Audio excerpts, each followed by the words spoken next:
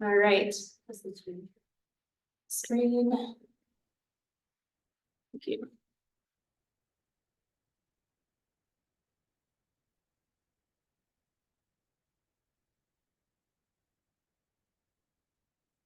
Okay. So just to catch everybody up online, this is the neighborhood meeting for the Tapestry project. We will start with a presentation from the planner, Clark Mapes, and I will go ahead and hand that over to him now. We have a couple ground rules that you can read yourself if you'd like. We have a small enough group that I don't think that they're going to matter too much. They're mostly just in the aim of preserving time when we have a large group.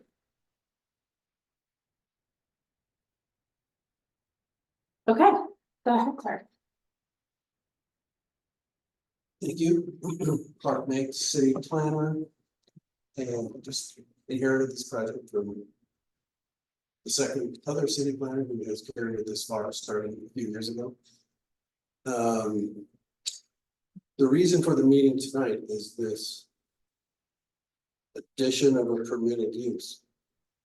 I see here the focus of the meeting. Yeah, these meetings are really just for any of you who are interested to talk to the developer, hear from the prospective developer about their plans, talk with them. As the planner on the project, I don't have much to do with this meeting except listen. But there's this addition of a permitted use required a second neighborhood meeting on the APU idea. And this is that second meeting. So see what I have. Can't remember what I put there, but the next slide.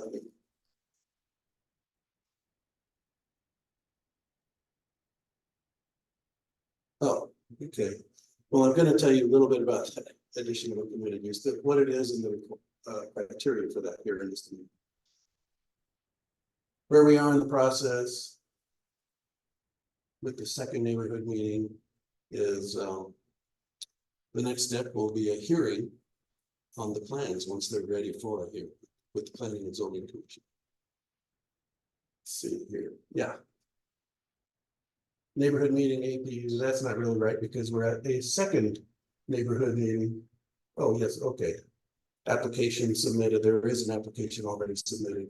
Staff will review it, comment, and when it's ready and comments are addressed, then you take it to public hearing, Planning and Zoning Commission. And that's not yet scheduled. Okay.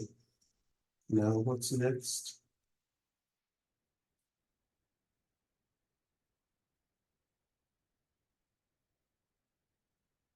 I don't think we need to go over this. The purpose of development review, local governments everywhere review development plans, get any piece of land is proposed for development. And we use the land use code to review those plans. Developers use it to guide their planning of what they do. And really the decision to approve or deny the development plan is ultimately based on standards in the land use code. Let's see what's next.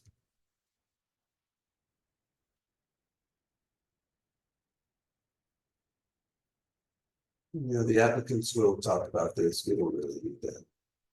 The location, I think you know what the location is. And I'll let the applicants say more about this. These slides are in there from the first neighborhood. It's industrial zoning.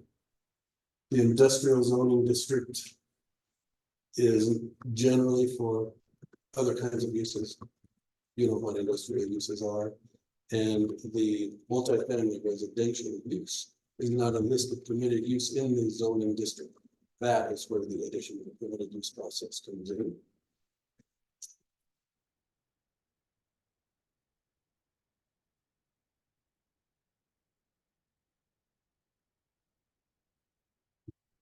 And that's kind of gets at what I just said. It's for workplaces and things that aren't as polished and finished as all the other zoning districts in the city. It's kind of a special zoning district, but it allows housing, but only housing as a mixed use in a mixed use development plan, either upstairs above one of the hangars in the airport, can be mixed side by side with industrial uses, but just plain residential uses not listed as permitted uses. And surely the next slide will be about the addition of a permitted use. There we go.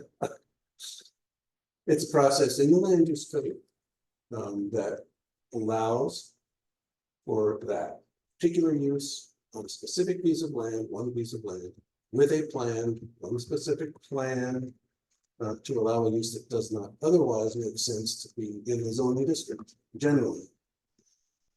The process calls for what you see, the heightened attention, 2 neighborhood meetings in this case, and the review and the decision is based on these specific circumstances and the plan. The process has some words in there about encouraging dialogue and communication with neighbors and the public. And there are criteria. Let's see if those are.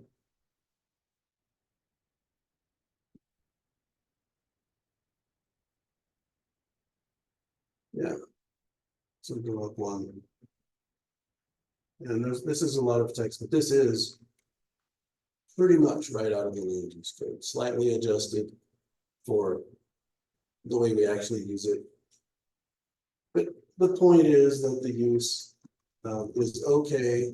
I'm just going to summarize these criteria.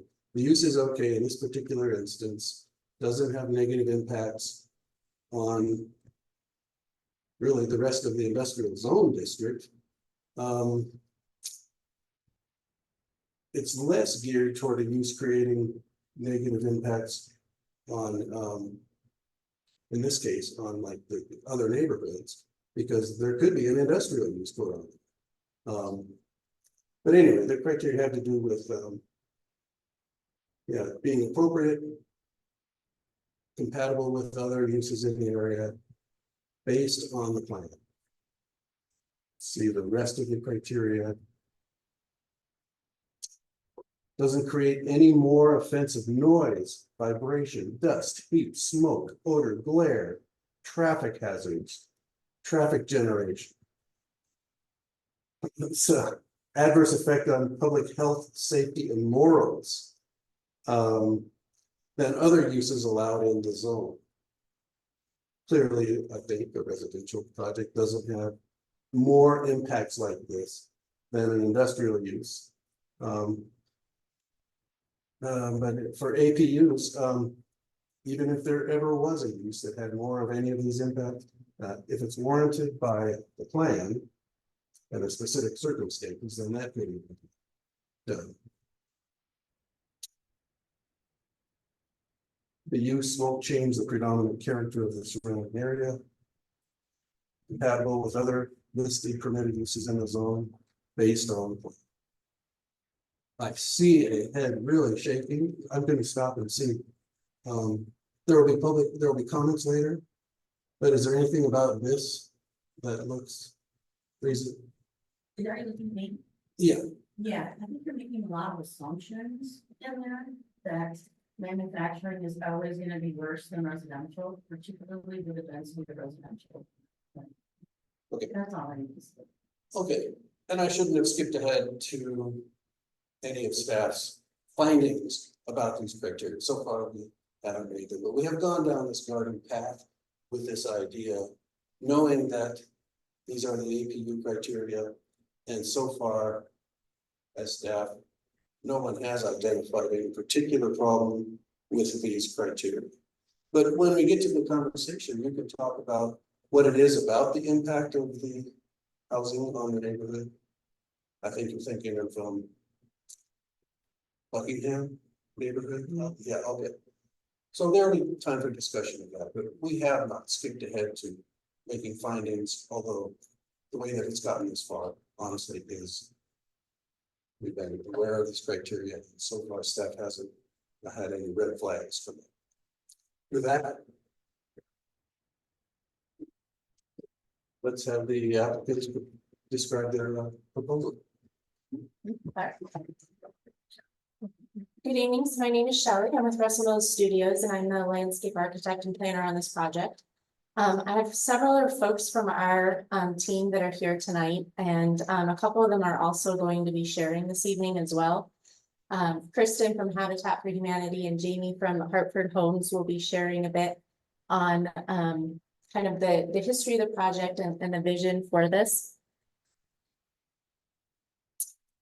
So briefly, before Kristen comes up, I just want to give that introduction. So this is really a joint partnership for this project between the Odell family, Habitat for Humanity, and Hartford Homes. You can see underneath each of these what kind of the role for each of these different entities is in making this project come together.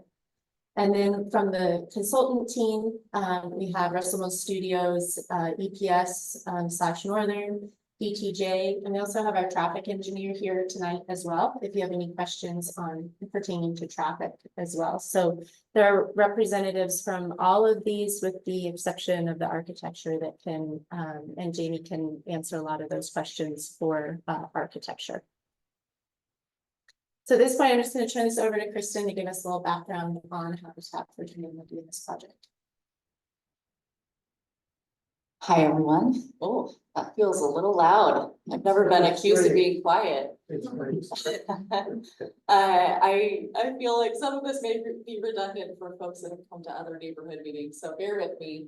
But Habitat for Humanity has been in Fort Collins for over 30 years. I'm Kristen Candela. I'm the executive director of Habitat.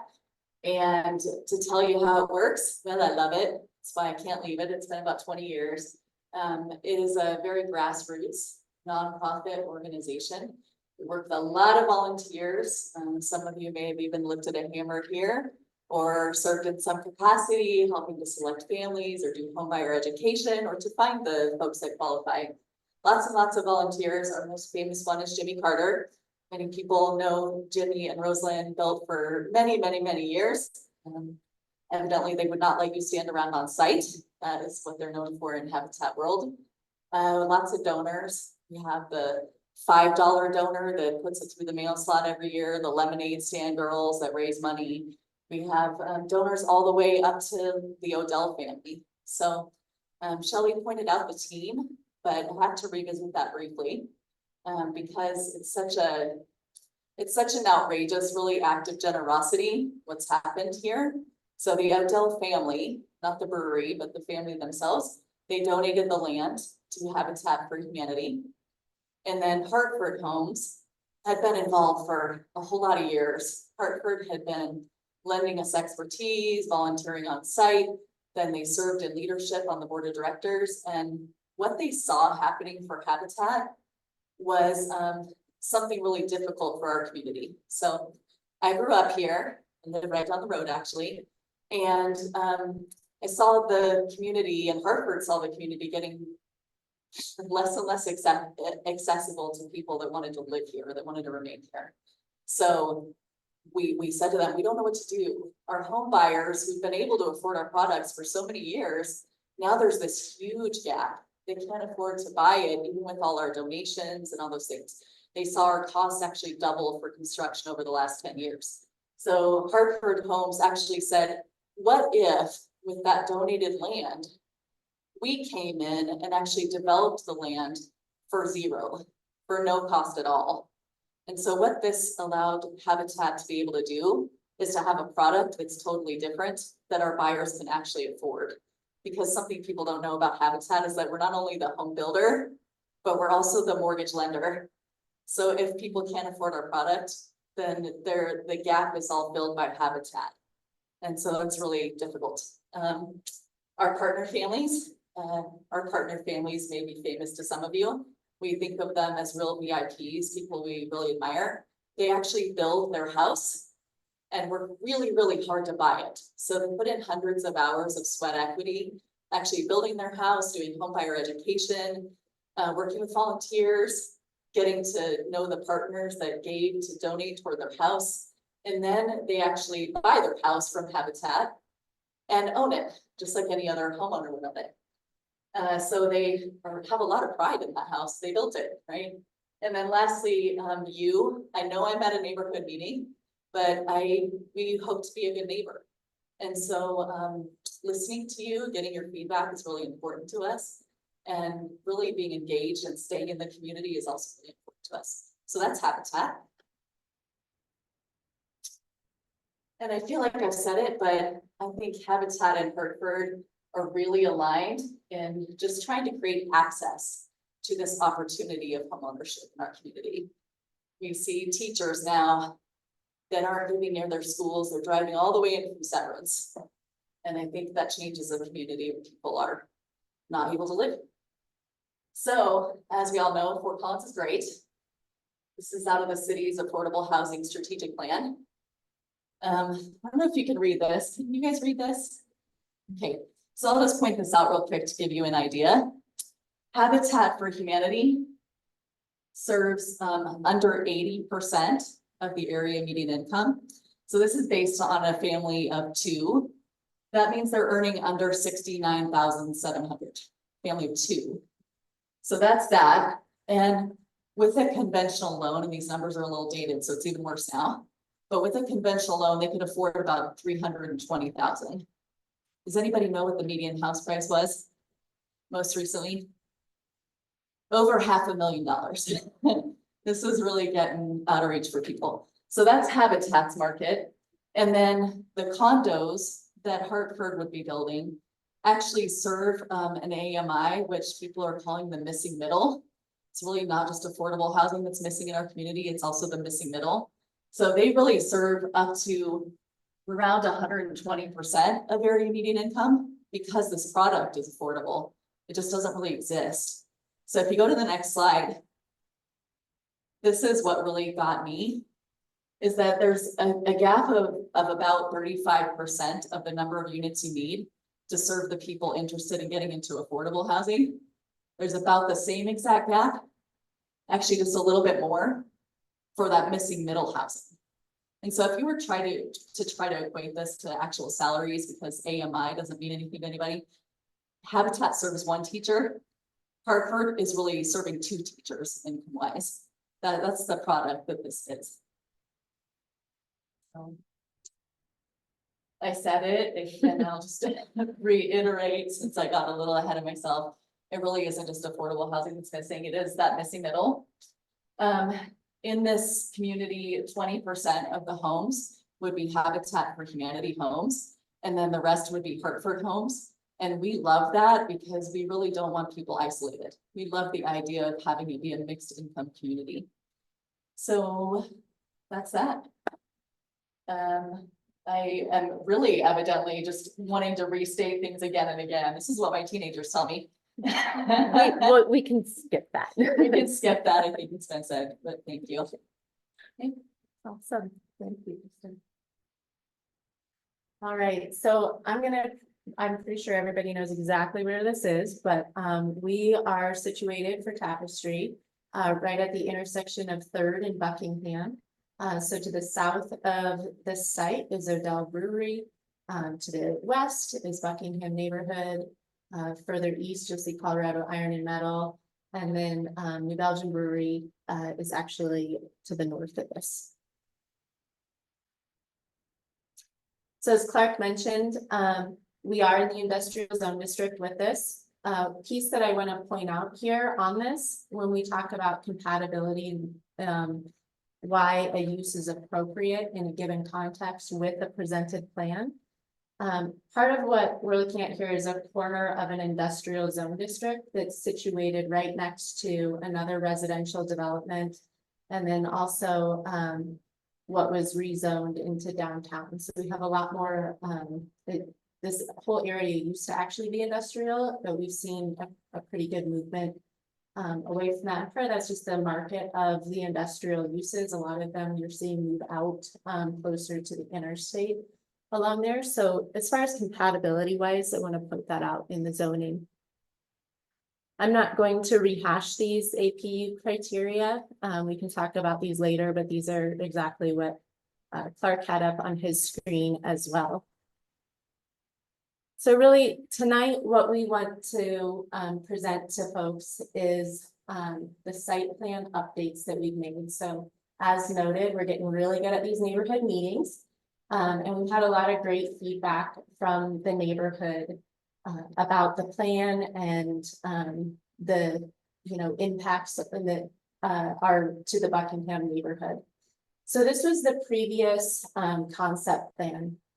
And a lot of what we heard from the neighbors to the west is the impact of having these large, long buildings along that street, and how that relates to their neighborhood as far as that many front doors on the street and the parking impacts, et cetera, along it. And so that was one of the biggest takeaways that we heard, because obviously our uses to the north, east, and south haven't been here at the neighborhood meetings. So we're primarily really wanting to respond to the neighborhood with this. So tonight, what we want to go over is the new updated plan. And this is what was submitted with that preliminary development plan to the city. What we want to talk about here is some of the big changes that you'll notice are along that 3rd Street frontage. You can see now that we only have one building fronting 3rd Street there in the middle. We have then 2 open space areas adjacent to this building that will have nice lawn area, open lawn areas, trees, benches, etc. So have a little less intense use along there that's more compatible with the neighborhood. And then these detached garages are also 1-story garages. So you're going to see some elevation change along that street as well. And then these 2 buildings here that were previously fronting 3rd have now been flipped to front Logan and Buckingham. So again, now we've got the short side of the building fronting 3rd, and those front doors and patios and things really going off onto the other streets. So we're really excited that this we were able to do this and fit this in this context, because we really feel like that is going to help alleviate a lot of the concern along the buildings, all being fronted along 3rd Street. The other piece that I want to point out is the parking. We do have on-street parking on Buckingham and 3rd Street. Those on-street parking areas are punctuated with tree bump outs along there. Hartford Homes has also committed to providing the funding to the city for traffic calming speed bumps, if you will. And I want to note with that that would be a city initiated project that they would do, but Hartford Homes has committed to help fund that with this. So really bringing the calming to that street. Some other changes that you'll note from the previous plan, there used to be what's called an eyebrow turn along the corner here. We now have more of a straight intersection through here, and this will provide direct access into Odell Brewery. So we'll be moving a lot of that truck traffic and concern that folks had along 3rd Street will now come in off of 4th Street from Buckingham, or if they come up 3rd, they'll come down Logan instead. So alleviating a lot of that truck traffic along 3rd Street as well. From a stormwater perspective, we do have along this kind of reverse L shape. This will be a regional detention pond that will serve the Tapestry development, as well as a tract that's being platted for some sort of future development along there. And then this area along here is also going to be a separate tract. So we'll have a few areas along there with that. The other piece that I want to point out with this, if you've been at the other meetings, is that the parking calculations, we did have an update to our land use code this spring that City Council adopted, and that changed parking requirement numbers. So what you see here for the required parking is in line with the new code now, instead of what you saw at the previous neighborhood meeting. We are required 192 parking spaces. Looking at this, you can probably say that's not 192, but I want to point out that these are all garages on the backs of the buildings. So you have 105 garage spaces and then surface parking in there. And then that gets us to 180, so we're 12 shy. And where the additional parking would be counted is the parking that is on the new 4th Street and Logan. So again, we are not including parking along 3rd or Buckingham. but just on these internal streets as well. Those provide about 67 spaces. So we have a total parking capacity of 247 spaces then throughout this. When you add in Buckingham and Third, and I'm starting to add those up, you're probably getting upwards of, 270 along here. I know that there's been a concern in the neighborhood over parking with the breweries and et cetera, and we feel that this will, it's not only going to serve the development, but also serve those overflows for events at the brewery, et cetera.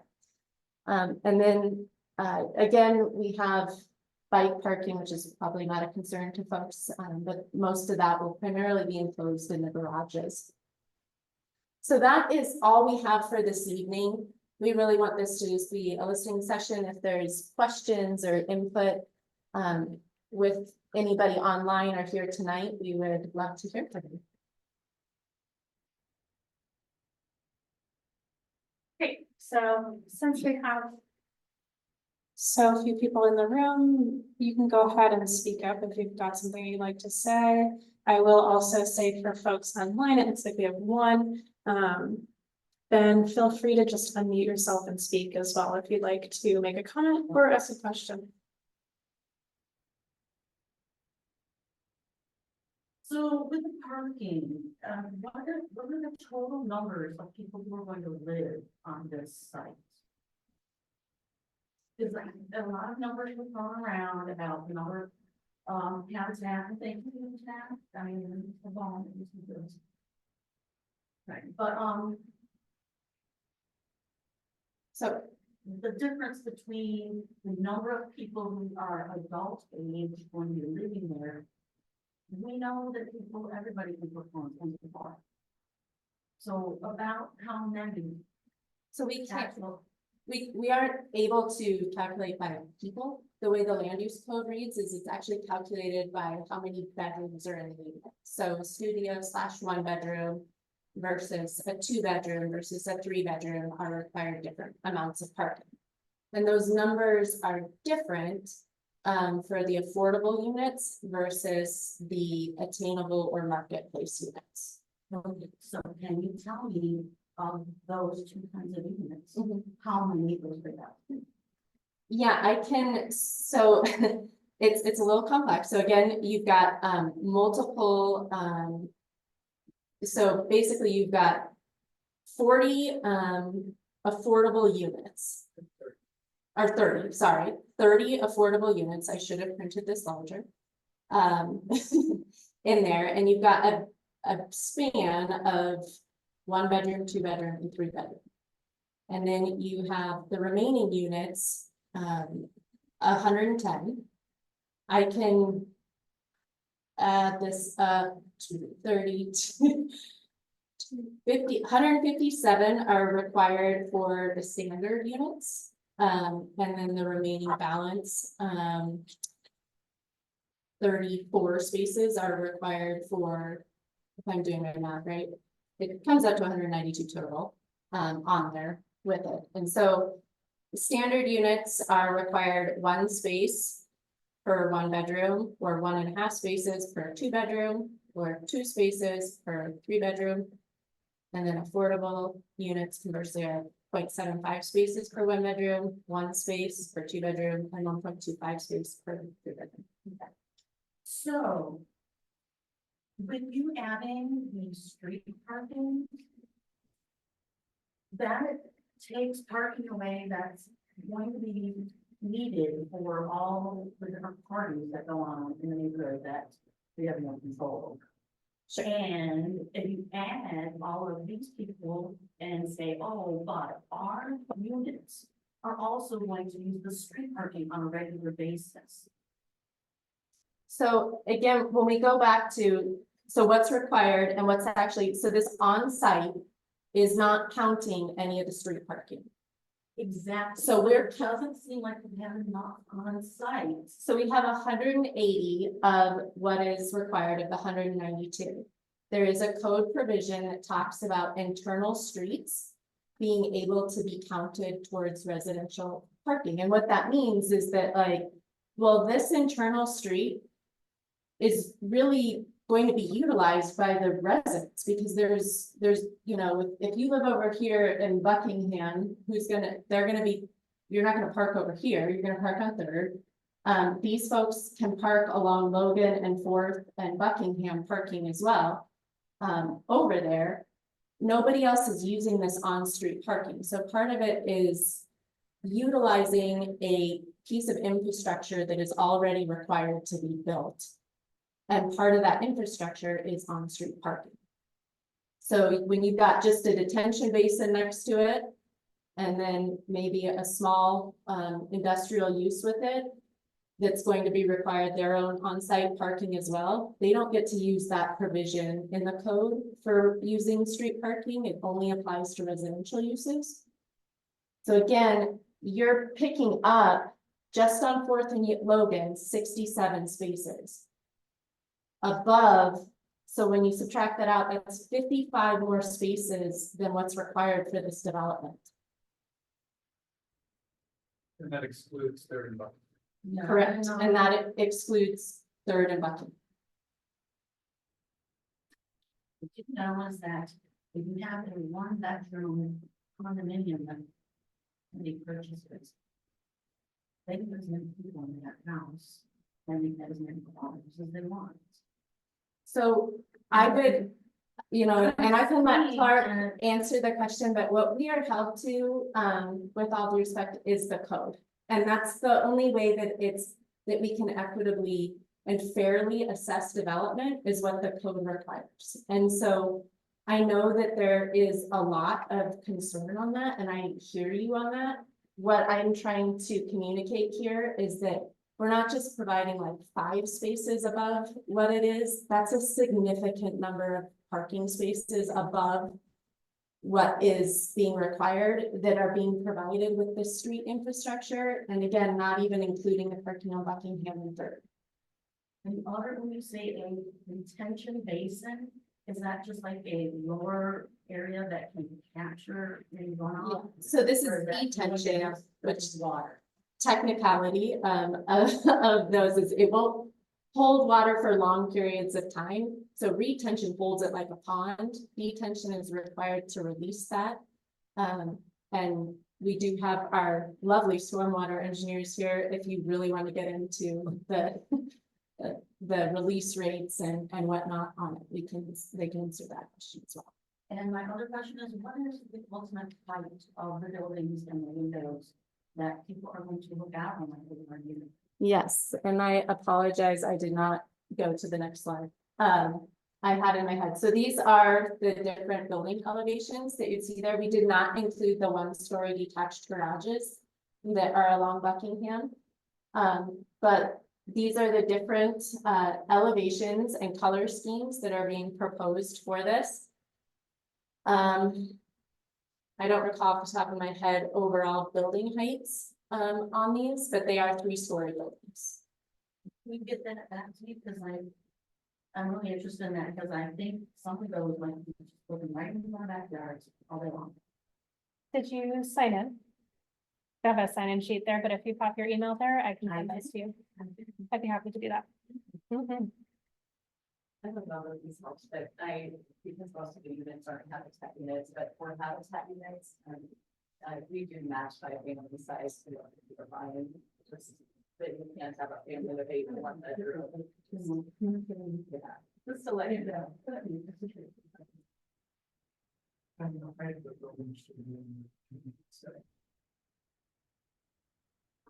Yeah, let me do some digging. Go ahead, Shelley. Yes, yeah, so I do, yes, that's a really good point, Sarah. So right now there are about 11-12 feet of detailings on that site. And so all of those are unfit structurally to hold a building, so they all will be removed. And you're gonna see that whole site come down to the street elevation along there with it. You're basically gonna dig out the whole thing so that it comes down. At Yes, least 6 feet or so. it'll come down like 11 or 12 feet. Oh, okay, that needs to be. Yes, Yeah, so the Sorry. yeah. detailing goes by 5 processing, then the store about that. So we have to remove, it's about 132,000. Sorry, We need it. Jamie Phillips with Hartford Homes, on the developer side. So the beet tailings are a part of the sugar beet production process, and they're the leftover material. I don't know how long they've been on site, but close to a century, is my read on it. So they're not structurally sound, they're not toxic. We've done soils testing on them, and the results have been enough for the city. But we have to remove them before we can develop anything. So the site is actually oddly an export and import site. Very rarely do you take material away and bring material back, but we have to have a little more fill to scrape all the beads away and still have a surface. And there's a lot more nuance we could get into on that, but as Shelley pointed out, yeah, street level is gonna be street level.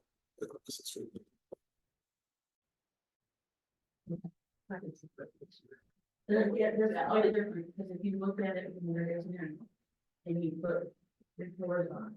So, I apologize. You would think fourth time around, I remember to make that, but yes. Does anybody else, I know we only have maybe one or two more other people here. Anybody else have any other questions or online? Yeah, I've got a question. Go ahead. Hey everyone, I'm Ben. I'm curious about, so I think y'all said in the last meeting, you're widening 3rd Street to Logan, at which point the street will just stay at its current width. Is that right? Yeah, so can we go back to this site plan? Yeah, so in between Buckingham and Logan, that will be widened Mm-hmm. to accommodate the right-of-way width that's required, serve parking on both sides and, emergency vehicles along there. Everything south of Logan is going to stay as is. Okay. Well, I appreciate your mentioning emergency vehicles. I hadn't thought of that piece, but the concern, I guess, that comes to mind is that with all this additional traffic, some of it's going to be coming up and down 3rd, and there's going to be a choke point there at 3rd and Logan. I wonder what you make of that, or how that, what you think of that concern.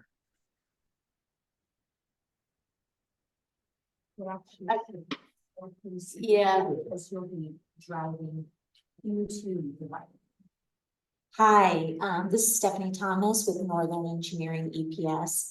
So the widening is going to occur on the east side of the street. So as you are driving north is when you are going to experience that widening. So you'll actually be driving into a wider section. You won't necessarily be driving into a narrower section. Did that Sure. answer? Well, that answers my question if I was driving north, but if, and that's great. But if driving south, it sounds like, and I actually don't personally live on that side of the street, but I know folks who do.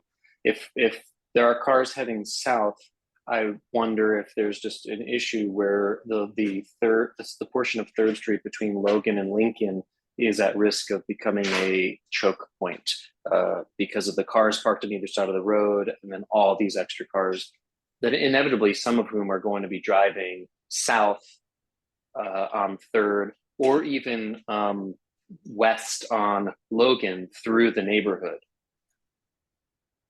So the east side of the or west side of the road will generally stay the same, but we will have bump outs along the east side, which will try to push drivers that are going north into the kind of in line with the typical flow of traffic. So I don't think that you're going to experience drivers getting like having, I don't know, like a standoff with one another as they're driving, because generally they would be pushed into the typical traffic flow lanes. Okay, because right now, as the road is set up, if there are cars parked on either side, it definitely becomes that standoff, as you're putting it, that where one car has to pull over So it sounds like that's still likely going to happen on the south of Logan on 3rd Street. And I wonder if that would also be happening likely on the portion of Logan that is east of 3rd going through the neighborhood. Yeah, so those are typical of residential streets, and actually it's a benefit to have residential streets a little bit narrower because it does force people to slow down a bit. So that is by design in typical residential streets to have it be a little bit narrower so that people do have to slow down as they're driving past each other. Okay, and a couple other really quick questions then. Are you planning on, you mentioned the funding for speed bumps on, I think 3rd, is that for speed bumps on Buckingham as well? So this is Jamie Thorpe with Hartford again. Based off of what we heard Steve Gilchrist, who is the city's traffic engineer, was at a previous meeting. Any traffic calming on city-owned streets is a effort that the city must initiate itself with a petition and work with the neighborhood. So that is a Sure. city project outside of what Hartford is proposing.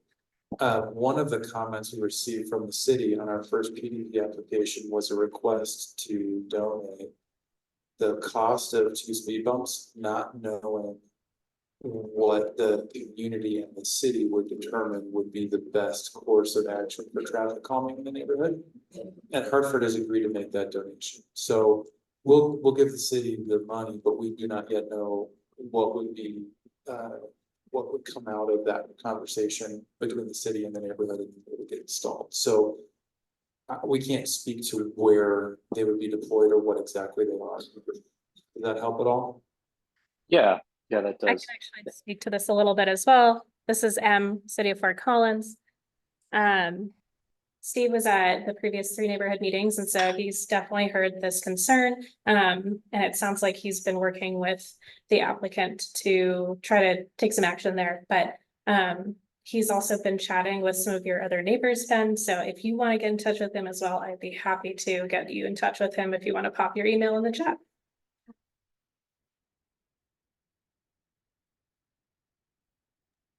Great, I'll do that. Okay, I can't see if there are other folks who want to ask questions, but I have one more. Can someone let me know? Should I wait or should I throw the last question out?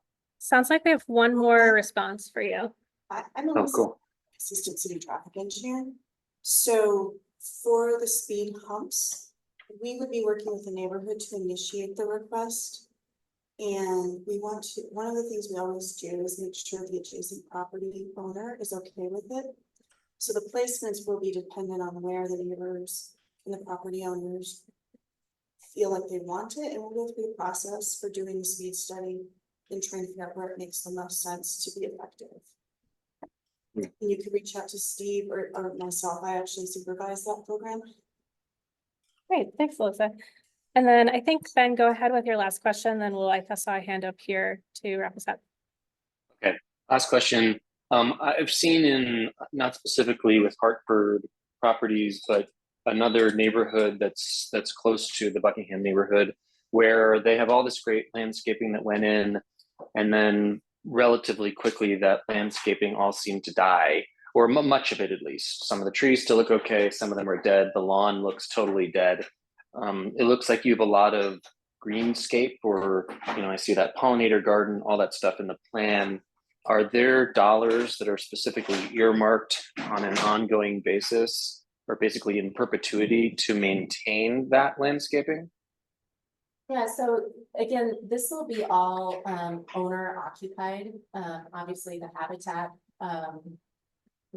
residents will be completely owner occupied, and the goal with Hartford is to get in, not sell these units to investors that are going to be renting these out, but to sell these units to folks that are going to actually be living there. And so you're going to be, I think, a level, this is their home, they're paying for, then investing in this the same way all of us are in our homes. And then with that HOA taking care of that landscape as well. Yes. This is Jamie Thorpe again. as a condominium development, you would have to have a homeowners association for all of the units maintaining the common area landscaping. So there will be a mechanism in place to ensure that. And then as the developer, we have obligations to the city to install living trees on the street. And there are securities in place to ensure that until the tree in the street is accepted by the city, that it is handed off in good condition. So there are mechanisms for both public and private landscaping. Should I add anything to that? Thank you, Ben. Awesome. Thanks, y'all. Appreciate it. Appreciate the question.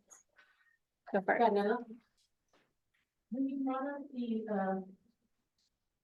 you want, real people living there and not, absent landlord, tenant, and then that. So the first round of buying in, okay, you can control that really easily. Is that going to be controlled from then on? Or does that just become 3 months? So the answer is it depends. With Habitat's units are gonna be different than Hartford's units. So yeah, Hartford has this intent to try to sell to 80 to 120% EMI. That's our goal. But then after that, we do not have a mechanism to control who it is then when sold to. It's a different situation in Habitat. I'll let Kristen speak to it.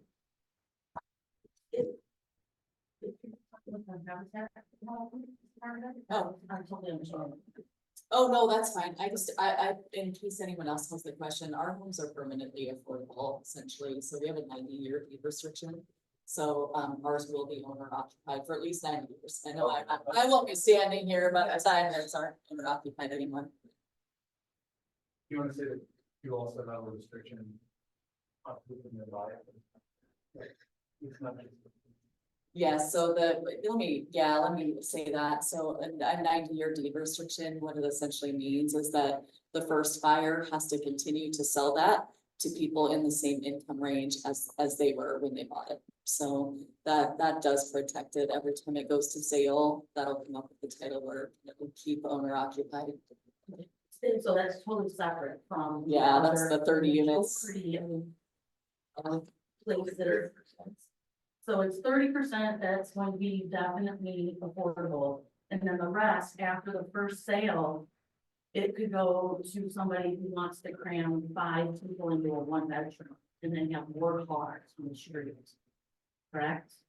This is a scenario that absolutely happens. I mean, I can't tell you that, like, that's absolutely not going to happen. I mean, Okay, that's what I wanted to know. I mean, as a homeowner, I want to know, and I want to know that we have a very big gentrification problem in our neighborhoods. Infrastructure. Yeah, It's not gonna be affordable. yeah. Not to mention we have Belgium having the party. And but that's a different story. So our neighborhood gets put on a lot, and I'm very worried that you're going to gentrify it in this way so much that it's not gonna be livable. We're hoping to counter gentrification, and I don't even, I can tell you know that about I having. know, it just seems like such a small piece of the city is doing, and it's just, it just breaks my heart that there are. Yeah, somebody people have, we really hope people will come back and try to find these units, even people that are left in it, but that's why it's gone out. You want to clarify? So the project is about 21%, or it's 30 units. So the whole project is 21%. Under. Oh. 80%. Yeah, it makes me so sad. You know, here's why it stops that though, I mean, I'll just say, I know you got no, some- I know, but I'll just tell you that. It's really easy to understand the donation of Broadway, and to go, that's a big donation, that's Broadway, and that's huge.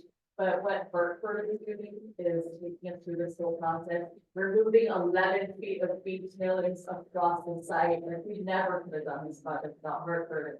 And the truth is, what they've done article 1,200 square foot single family homes are costing us 400,000 to build. 400, and because of the Odell family, and right, that's what it's costing with volunteers, with discounted subs, with just the real cost of building these days, that's what it's really costing. So the combination of the Odell family owning the land and Hartford coming in means that our buyers can actually afford our products, and they'll probably be able to build it for $250. You know, so really, one, it wouldn't happen without Hartford, but two, we're not losing all of those funds to subsidize these units, and we can actually build more. And we're partnering with them in a different neighborhood to build more as well, and it's we wouldn't get to exist in this community really if it was not partners now. I know, I'm thinking about, city regulations and housing pricing and stuff, but since the city is approving this and Hartford approving this, is there anything that can get written into it that it has to stay at an affordable level? You can't have out-of-state absent or, you know, people who just don't live there owning places, and is there anything the city does about that? So I'm just a developer, I can let Clark talk to the code a little more, but there are designations in the land use code on what percentage of units in a development have to have a long-term deed restriction to qualify as an affordable project. We vastly exceed the requirement in the code at a lower than the code is telling us we have to do. So the code says 10% of units at 100% of AMI, and we're 21% of units at 80% of AMI. So we're beating what the code requires, and that deed restriction that Kristen talked about is the mechanism for it. Is there more you'd add to that? People at the city don't think.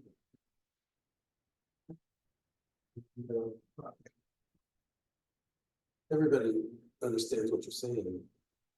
I think what she's getting at is the reality that's happening in the city overall. Just people want to move state, people want to move here. Lots of other places in the United States, people want to move there. There may be a few places, I'm not going to speculate on maybe, but you know, I come from a background in a small town. It was not experiencing it, but it's now getting some work from it. But that's a place where prices have much more slowly risen. Probably buy a house there for $75,000. But what you're getting at is just the world and the increase in population, the desirability of Fort Collins and Colorado. And we see it everywhere. And to limit the prices of when people sell, that's really good. Whether you want to find a way to do that or not. But there's nothing different about, if they don't, there'll be nothing different about these condos than your house, my house, your house. Just, if the market is there for people wanting to move here who have money, it's bigger than any of this. Enough from philosopher Clark.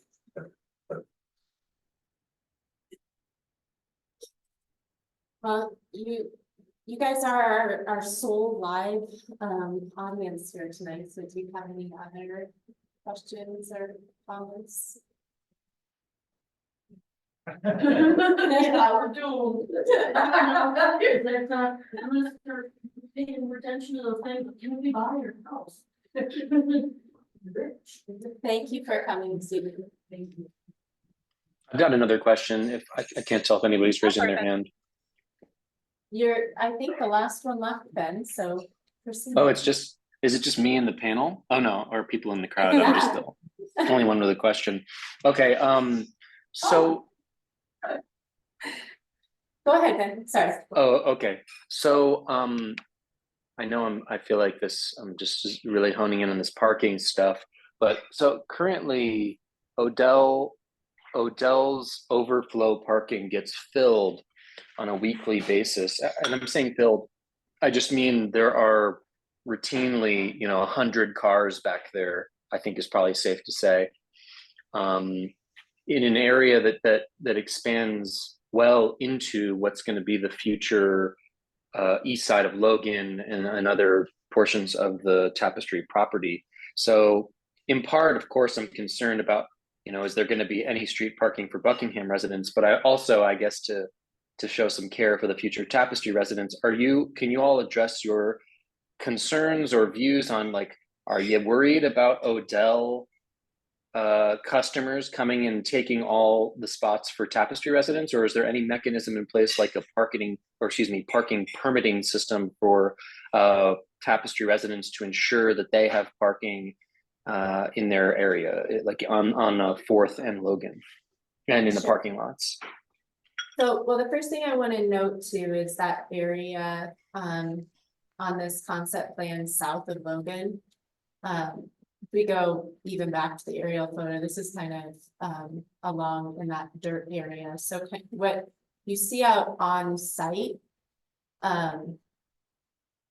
Yes, thank you. So you can see here kind of where the site is in red, and then see where all that dirt parking is. That is still off site of this project. So that area will still continue to be owned by Odell Brewing along there. So there's still area along there for folks to park. As far as the street right away, we're not able to, the city's not able to, permit who gets to use what. It is public infrastructure along there. And so that kind of goes back to the previous comment as well about the overflow parking that, we're hoping to help with this problem by providing those additional above and beyond 55 spaces, plus when you count 3rd and Buckingham frontages as well. Additional overflow for those events that are happening at the breweries.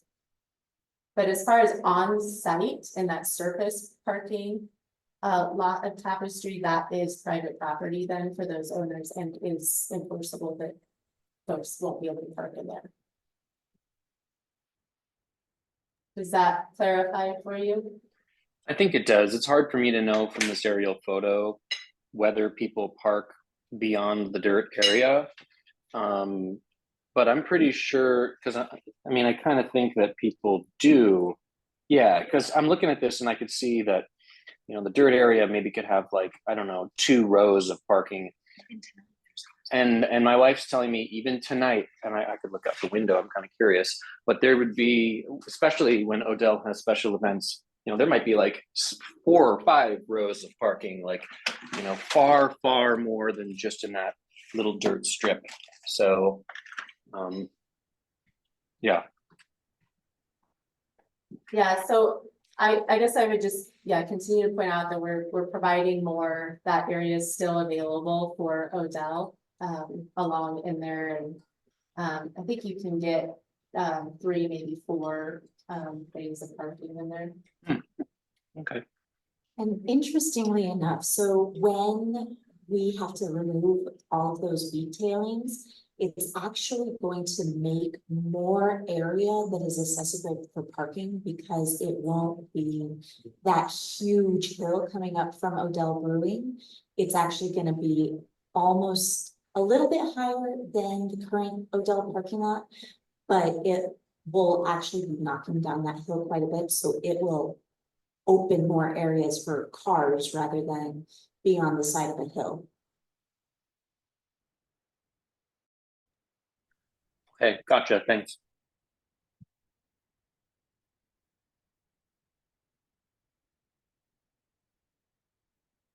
I guess since you're our last participant, any other final comments, questions then? And any from the 2 ladies in the back?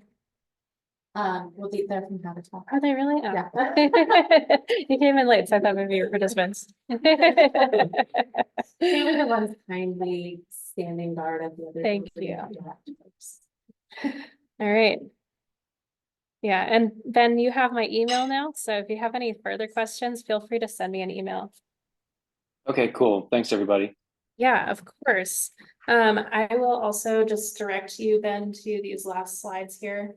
So you get to know what the process will be from here. So This will probably be the last neighborhood meeting for this project. So the next time you'll be able to speak on the project will be at the public hearing. That will be scheduled probably quite a while from now. We have a lot of work to do before we get there, but if you did receive the letter for this neighborhood meeting, you'll also receive a letter inviting you 2 weeks in advance to the public hearing. And that'll be just like any other public hearing. You can stand up and give a public comment, or alternatively, if you don't like public speaking or you're not available that evening, you can write to me as well at that same email address that I just emailed you from. Do you have any questions about the process, Ben? Otherwise, I will let you go on your way. Well, I feel like selfish. I'm holding all of you up for this, but I'll just go for it anyways. Yeah, and is this M who I'm talking to? Yeah, that's me. Oh, hey, I think I understood that there were a number of our neighbors who did not get the flyers last go round, which is really unfortunate. And the answer, or the kind of logic behind apparently why they didn't get it, is because of lags in directories being updated, whatever, etc. So I think you and I spoke at the last meeting, and I emailed you a list of every single address in my neighborhood. And I'm wondering if, because I think that's what you said, where we left off. You said, hey, if you want to do that, and I said, I will. Does that ring a bell? Yes, so when we pulled the mailing list for this particular meeting, I did go through your email and I made sure all of the addresses that you sent me were on the list. I did bring the Cool. mailing list because I assumed this question would come up again. You're welcome to see it. It's public information. But if anybody still wasn't getting the letter, it's probably because that they haven't updated their mailing address on the county assessor's website. And they'll have to go in and do that. That should update immediately, and then we'll be able to get to you. Okay. And then my actual last question, and then all 10 of you or however many people are in that room, you all can go home. I guess it's more of a comment. So I've seen there's been correspondence from the city on some topics, and that stuff gets delivered to my mailbox with a full sheet of English and a full sheet in Spanish. I see all have gone so far as to, I believe, have an interpreter at the meeting, and there are some, maybe it's every other slide or every slide is provided in English. But those flyers, I got clearly I speak English here, but I know that there are people in my neighborhood who, at least when I walk by their house, they don't seem to speak English. And I think that it doesn't send the most warm and inviting, it doesn't present a very warm and inviting tone. That the whole thing is in English with a sentence on the bottom of the back in small print that I think says something like, hey, if you want the rest of this info that you don't know what the hell it is, besides that we're doing something big in your neighborhood, you can come ask us. So I wish, I think it'd be really nice, and I think would set a different tone if the correspondence about this project was as thoughtful around the language differences in this community as some of the other city messaging, correspondence that we receive. I really appreciate that feedback, Ben. We tried to send the letter out both in English and Spanish for this project because of the location. But if you're just receiving it in English, that should have been in English and Spanish as well, because we want to make sure that it's equal. Yeah, well, unless, Anna, did we get the Spanish full page? No, I got the same letter that we got the first time, I believe, which, yeah, it's all in English, and there's that one italicized paragraph on the back at the bottom in Spanish. Okay, so meeting. I'm sorry? Yeah, you got just English for this neighborhood meeting? Yeah, just English with the Tapestry development plan location map that's on the back. Beneath that, in the italicized writing where you can ask about accessibility services, beneath that paragraph, it says, hey, if you want this translated, and there's that paragraph in Spanish that says a very brief version of, hey, we're doing development in your neighborhood. If you want more information and something you can actually understand, email us. And I just think, yeah, I know some of the older folks in the neighborhood who are Spanish speaking, and I got to think if I were them, I'd think, yeah, this is a little middle finger to us. We don't speak English. You're not inviting us. We don't have a voice. And I know that there's some hard feelings about when New Belgium came in the neighborhood and promises that were broken, and when Odell came in the neighborhood and promises that were broken, at least in the eyes of these older residents. I don't know anything about that myself, but yeah, I think that would make a big difference. The effort Yeah. being put forth. I really appreciate you mentioning that to me, because was under the assumption that this letter went out in both languages in full. So I will follow up with the folks who are sending our letters, because it definitely should have been for the reasons that you just mentioned then. Okay. Okay, Well, I know we can't go backward, but yeah, and I understand that our voices being heard is sort of like a courtesy, and this isn't a, I don't even know if us residents have any formal action to take or whatever if we don't like stuff. This my understanding is this is more of like a courtesy that we get to come here and voice our concerns, but it's just, I guess the fact that a lot of people didn't even know that they could come voice their concerns, to me, kind of brings into question the validity of this meeting as a whole. Today's meeting, I mean. yeah, I hear you. And again, that was not my intention. It was supposed to go out in English and Spanish. And I hope that the changes that the applicants made for this meeting kind of helps show you what kind of impact your feedback can have. And you're absolutely right that everybody should be able to have that feedback, not just English speakers. Okay. Well, yeah, I appreciate you hearing that. And yes, I did. I'm a huge fan of the changing the orientation of those buildings. That's really cool. I'm a fan of the project. It's like, let's build, people need homes. It's all good. I'm also sensitive to the fact that to the more marginalized folks in the neighborhood. So, okay, Yeah, probably absolutely. it sounds like And I'm it's happy to probably, have this conversation anytime. yeah. Then I know you're welcome to get in touch with me, and this is part of the work that I am very passionate about. So it's disappointing to me that we failed to make that happen with the English and the Spanish letter. Okay. All Okay, right. well, yeah, thank you for hearing that. And thanks for everyone's time. So I know I've held you up for a few extra minutes with my questions. So yeah, appreciate it and have a great night. Of course. You have a great evening as well. Okay, bye-bye.